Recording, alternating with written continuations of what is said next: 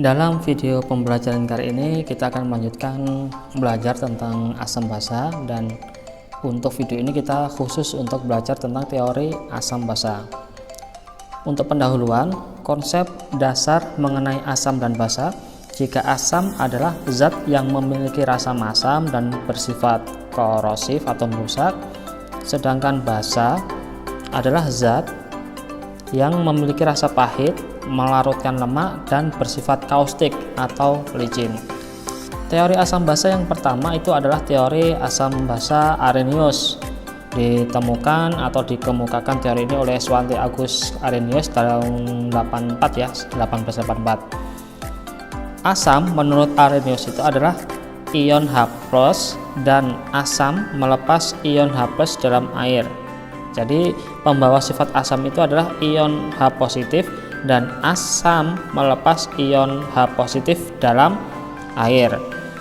Untuk reaksi ionisasi asam, misal di sini ada HXA, itu akan berubah jadi ion H+ dengan koefisien X menjadi AX-, ya, dimana X itu menyesuaikan angka dari X-nya di sini, seperti itu. Jadi X untuk yang di H+ itu adalah valensi asam, sedangkan untuk yang ada di sebelah kanannya itu sebagai sisa asamnya, seperti itu.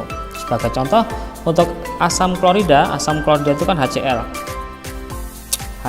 Nah, seperti ini. HCl ini apabila terionisasi menjadi ion H+ dan ion Cl negatif.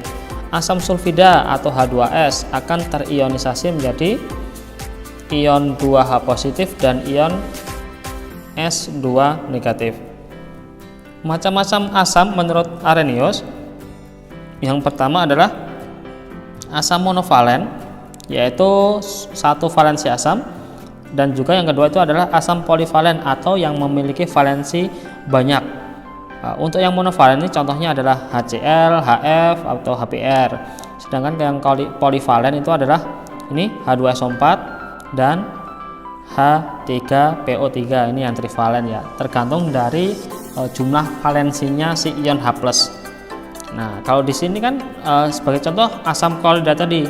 Asam klorida tadi kan valensinya kan 1, berarti untuk HCl itu termasuk monovalen, sedangkan untuk asam sulfida masuknya ke polivalen atau bisa juga divalen karena di sini valensinya 2. Sedangkan untuk basa itu sendiri menurut Arrhenius adalah pembawa sifat basa adalah ion OH negatif, dan basa melepas ion OH negatif dalam air. Tadi untuk yang asam adalah menghasilkan atau melepaskan ion H+ saat dimasukkan dalam air, sedangkan kalau basa itu adalah apabila dimasukkan dalam air melepaskan ion OH negatif. Untuk reaksi asam basa dalam air, ini untuk basanya ya, masih sama mengalami ionisasi, jadi hampir sama dengan yang asam tadi ya. Contohnya di sini natrium hidroksida atau NaOH, Na golongan 1A maka muatannya +1, sedangkan OH negatif ya muatannya -1. Untuk magnesium hidroksida MgOH 2 kali, Mg itu golongan 2A maka muatannya 2 positif, OH nya ya jelas negatif 1 ya, tetapi ada valensi 2 ya, yang di sini adalah monovalen, di sini adalah divalen atau polivalen. Setiap teori tentu memiliki kelebihan dan kelemahannya. Untuk kekurangan teori asam basa Arrhenius ini, teori Arrhenius belum hanya dapat menjelaskan sifat asam basa suatu zat yang dilakukan dalam air, hanya dapat menjelaskan sifatnya itu dia itu asam sama basa. Yang kedua, tidak dapat menjelaskan sifat basa amonia. Jadi kalau bertemu dengan amonia dia tidak bisa menjelaskan karena tidak mengandung ion OH negatif. Karena kan tadi secara pengertian bahwasanya basa itu dikatakan kalau dilakukan dalam air menghasilkan atau melepaskan ion OH-. Nah, amonia itu kan NH3. NH3 ini kan kalau misalnya dimasukkan dalam air kan tidak ada OH-nya. Nah, itu ada suatu kelemahan atau kekurangan dari teorinya asam basa Arrhenius. Untuk kekuatan asam dan basa menurut teori Arrhenius berdasarkan konsentrasi ion H+ dan konsentrasi ion OH negatif. Jadi kalau untuk asam kuat itu adalah H+-nya, konsentrasinya itu besar. Untuk yang asam lemah memiliki konsentrasi H positif yang kecil. Untuk basanya, kuat itu dikatakan kalau OH negatifnya itu besar, lemah jika OH negatifnya itu kecil. Teori yang kedua, teori asam basa yang kedua adalah Bronsted-Lowry. Ini adalah nama dua orang ya. Yang pertama Johannes Bronsted dan satunya lagi Thomas Lowry, tetapi terkenal dengan teori asam basa Bronsted-Lowry. Menurut Bronsted-Lowry ini, dikatakan asam itu apabila ada zat yang mendonorkan proton atau memberikan proton. Proton itu adalah ion H+. Sedangkan basa itu kalau dia itu akseptor atau menerima proton, menerima ion H positif. Di sini ada banyak sekali contoh. Contohnya nih yang di sini nih. Nah, yang di sini dulu ya. HCl ini akan memberikan ion H positifnya kepada H2O. Maka H dari HCl itu akan lepas menyisakan ion Cl negatif. Sedangkan H2O ini akan ketambahan ion H+, jadi hanya bertambah menjadi H3O positif. Kalau basa berarti dia itu akan menerima ya, menerima proton atau H+. Sedangkan untuk contoh selanjutnya di sini ada banyak sekali ya. HCl itu adalah H+ dan Cl-. Jadi kalau misalnya proton, sisanya proton itu adalah basa konjugasi. Kalau untuk H2SO4 kan berarti H+ dengan HSO4 ini adalah basa konjugasinya. Ya, basa konjugasi adalah asam yang melepas H+. Sedangkan basa ini adalah menerima proton akan membentuk spesies atau yang disebut asam konjugasi. Ini kebalikannya dari basa konjugasi yang ini tadi ya. Kalau basa konjugasi tadi kan asam yang telah melepas H+, sedangkan untuk asam konjugasi itu adalah basa yang menerima H positif ya. Ini kan ini menerima H menjadi OH-. Cl ketemu dengan H menjadi HCl ya. Jadi ini basa yang menerima proton atau H+. Kelebihan dari teori ini dapat menjelaskan sifat asam basanya. Jadi dia dapat menjelaskan asamnya, dia bisa menjelaskan basanya, asam konjugasinya, basa konjugasi ya. Jadi dapat menjelaskan sifat asam basa zat pada pelarut dan larutan selain air. Ya, bahkan tanpa pelarut pun dia dapat menjelaskan dia itu asam, dia itu basa, seperti itu ya. Kemudian yang kedua, kelebihan yang kedua adalah dapat menjelaskan sifat asam basa kation dan anion ya, yang tadi yang basa konjugasi sama asam konjugasi tadi. Nah, yang ketiga dapat menjelaskan amfoter atau amfiprotik. Amfoter itu apa? Jadi suatu zat itu bisa bersifat asam dan dapat bersifat basa sesuai dengan kondisinya ya. Itu disebut amfoter. Jadi diingat baik-baik istilah ini. Contohnya adalah air. Nah, air ini bisa asam bisa basa tergantung kondisinya. Jika NH4+ ketemu dengan H2O, berarti kan NH4+ ini kan akan memberikan H+-nya kepada H2O. H2O akan berubah jadi H3O+. Ini kan air akan menerima H+, menerima atau akseptor proton disebut basa. Jadi untuk yang di sini adalah air bersifat basa. Sedangkan jika air ini bertemu dengan HCO3 negatif, maka air akan memberikan satu proton kepada si HCO3 negatif. Jadi karena dia itu sebagai si pendonor, maka air di sini bersifat asam. Nah, air ini adalah contoh dari sifat atau zat yang bersifat amfoter. Dia bersifat asam, bisa juga bersifat basa. Dari sekian banyak kelebihan, Bronsted-Lowry pun juga punya kelemahan, yaitu dia belum bisa menjelaskan sifat asam basa yang tidak melibatkan transfer proton ya. Kalau misalnya ada yang senyawa yang berinteraksi namun tidak melibatkan proton, dia tidak bisa menjelaskan ya, karena kan sebagian besar yang disampaikan oleh si Bronsted-Lowry ini adalah hanya pada serah terima atau donor akseptor proton. Nah, untuk contoh yang lain bisa kita tulis di bawahnya ya. Misal ada HCl asam klorida ditambah dengan amonia. Nah, si HCl ini ya, HCl ini akan memberikan si proton kepada NH3. Jadi kalau digambarkan ininya ke sini, maka akan menjadi, karena H plusnya lepas menyisakan Cl nya, sedangkan NH3 akan berubah menjadi hanya jadi 4 karena bertambah 1, muatannya bertambah ya. Nah seperti ini.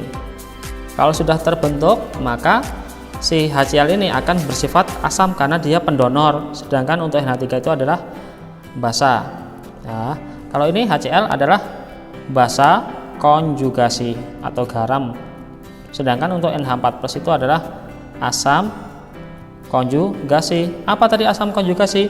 Basa yang menerima H+, sedangkan kalau basa konjugasi adalah asam yang melepas H+. Jadi asam konjugasi itu adalah basa yang menerima H+, sedangkan basa konjugasi itu adalah asam yang memberikan H+. Teori yang ketiga adalah teori asam basa Lewis. Nah, ini melengkapi dari teorinya Bronsted-Lowry tadi tentang transfer proton ya. Menurut Lewis ini transfer proton terjadi karena adanya pasangan elektron bebas atau kita biasa menyebut PEB yang kemudian akan membentuk ikatan kovalen koordinasi dengan proton tersebut. Jadi kalau untuk asam ini adalah zat yang akseptor. Aksep itu adalah menerima pasangan elektron, sedangkan basa itu sebagai donor pasangan elektron. Ini ada beberapa contoh, ada 3 ya, HNO3, H2SO4 dengan HClO4. Kita gambarkan Lewisnya, struktur Lewisnya. Yang pertama adalah HNO3. N itu berada di golongan 5A, berarti dia itu akan memiliki 5 elektron valensi. Berarti kita gambarkan dulu N, ada 5 ya, kita buat dotnya. Kemudian O itu golongan 6A, berarti O itu adalah unsur yang memiliki 6 elektron valensi ya. Seperti ini kita jejerkan dengan yang ada di N. Ini juga sama, 1, 2, 3, 4, 5, 6. Nah ini kita ketemu dengan O, ada 1, ada 1H ya di sini ya. Ini O itu kan 6 tadi, ini baru 1, 2, 3, 4, 5, 6, baru H. H itu 1 elektron valensi seperti ini. Ini miliknya si O ya, biar kelihatan bedanya antara elektron valensinya O dengan N. Ini miliknya O, sedangkan yang merah itu miliknya si N. Nah kemudian untuk yang H kita juga buat beda ya, kita kasih warna kuning saja di sini, kuning. Oh nggak kelihatan, kasih warna oranye. Nah nanti kelihatan ya. Nah ini sudah 8 ya, sesuai aturan oktaduplet. Ini juga sama, ini pun juga sama, ini pun juga sama ya. Nah jika dituliskan, gambarkan, berarti ini adalah O rangkap 2 dengan N, ini dengan O, ini dengan O, ini dengan H. Nah akan membentuk apa tadi? Ikatan kovalen koordinasi. Nah ini adalah ikatan kovalen koordinasi ya, ini ikatan kovalen koordinasi seperti itu. Ini adalah contoh untuk yang apa namanya itu, transfer proton. Yang kedua untuk H2SO4 pun juga hampir sama gambarnya. Oke kita tuliskan, berarti S itu kan ada di tengah ya, kemudian satu golongan dengan O, berarti dia punya 6 juga, 1, 2, 3, 4, 5, 6, kemudian diikuti oleh O, kemudian diikuti oleh H. Nah, O itu 6 kan? 1, 2, 3, 4, 5, 6. 1, 2, 3, 4, 5, 6.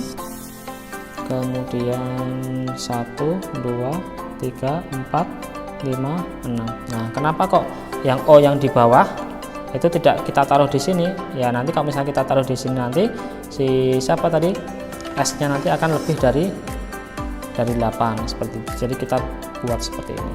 Nah, kita warnai biar lebih menarik ya. Ini dengan sini, ini dengan sini, ini. Nah, oh ya, hanya belum ya, hanya satu. Nah, ini satu ikatan, ini satu ikatan yang dinamakan elektron koordinasi tadi. Kalau untuk yang H2SO4 sepertinya ini adalah ikatan kovalen koordinasinya ya. Ikatan kovalen koordinasi itu adalah ikatan yang berasal dari salah satu unsur saja ya. Jadi dia tidak menyumbang pasangan elektron ataupun elektron valensinya seperti itu. Nah, itu dinamakan teori asam basa Lewis. Untuk contoh yang lain bisa kalian screenshot, nanti bisa berlatih setelah video ini selesai. Yang terakhir adalah kelebihan teori asam basa Lewis ini. Yang pertama, Lewis dapat menjelaskan sifat asam basa yang tidak melibatkan transfer proton. Kemudian yang kedua, menjelaskan sifat asam basa oksida dan oksida basa, oksida asam dan oksida basa. Dapat menjelaskan sifat asam basa senyawa yang memiliki PEB, dapat menjelaskan sifat asam basa senyawa organik seperti protein dan DNA. Kemudian untuk kekurangannya, hanya dapat menjelaskan sifat asam basa atau ion yang mencapai kaidah oktet. Jadi kalau misalnya menyimpang dari kaidah oktet, Lewis tidak bisa menjelaskan. Kemudian hanya dapat menjelaskan sifat asam basa senyawa kovalen ya. Jadi kalau misalnya ketemu dengan senyawa yang memiliki ikatan logam ataupun ikatan yang lain, Lewis tidak bisa menjelaskan teori asam basanya seperti itu. Semoga kalian bisa memahami apa yang kita pelajari hari ini.